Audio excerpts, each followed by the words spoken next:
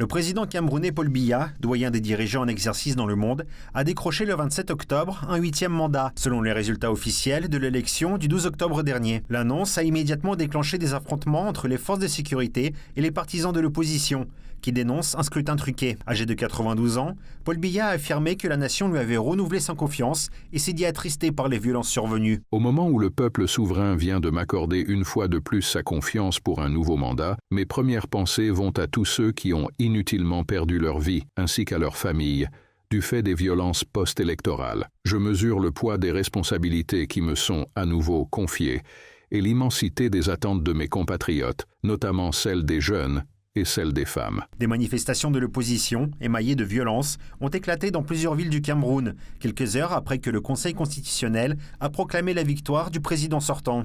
Des partisans du candidat de l'opposition, Issa Chiroma Bakary, ont incendié des véhicules de police, érigé des barricades et brûlé des pneus dans la capitale économique, Douala, avant même l'annonce officielle des résultats. Environ 30 militants auraient été arrêtés. Les forces de l'ordre ont eu recours à des gaz lacrymogènes et à des canons à eau pour disperser les foules venues soutenir Chiroma, qui s'était proclamé véritable vainqueur du scrutin. Au moins 4 personnes auraient été tuées lors de cette manifestation. Je revendique la victoire de Issa Chiroma.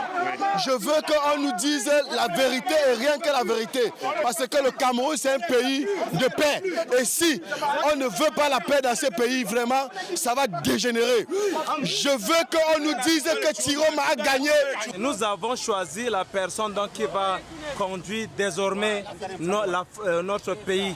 Le destin, on veut changer notre pays. On veut quelqu'un.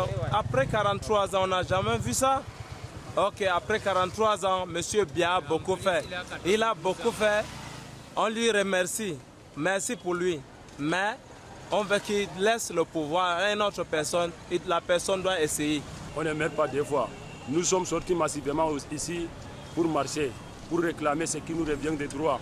Nous ne sommes pas venus pour massacrer les gens, pour faire du n'importe quoi.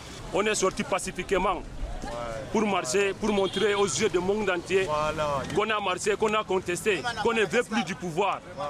Le gouvernement en place a rejeté les accusations selon lesquelles les résultats de l'élection auraient été falsifiés. Le ministre camerounais de la Communication a appelé les médias à lutter contre la vague de désinformation qui se propage à travers le pays, dans un contexte de troubles liés à l'annonce des résultats de la présidentielle. Au lieu de jeter de l'huile sur le feu et d'attiser les flammes que certains veulent absolument allumer pour provoquer l'embrasement général, votre rôle doit être celui de l'extincteur, celui de l'apaisement, celui de la promotion de la paix et de la démocratie dans notre pays. Rappelons que le 27 octobre, le Conseil constitutionnel du Cameroun a publié les résultats définitifs de l'élection, attribuant à Paul Biya plus de 53% des voix et confirmant ainsi son élection pour un 8e mandat à la tête du pays. Son principal adversaire, Bakary Issa Chiroma, a recueilli un peu plus de 35% des suffrages. Ces résultats ont ravivé les fractures politiques au sein du pays. Les rues, encore embrasées par les affrontements, ne se vident pas. La fumée des barricades et les fracas des sirènes témoignent d'un profond désarroi national. Dans un climat d'incertitude, le Cameroun s'interroge désormais sur la voie à suivre, celle d'une réconciliation nationale ou celle d'un avenir assombri par la division et la violence.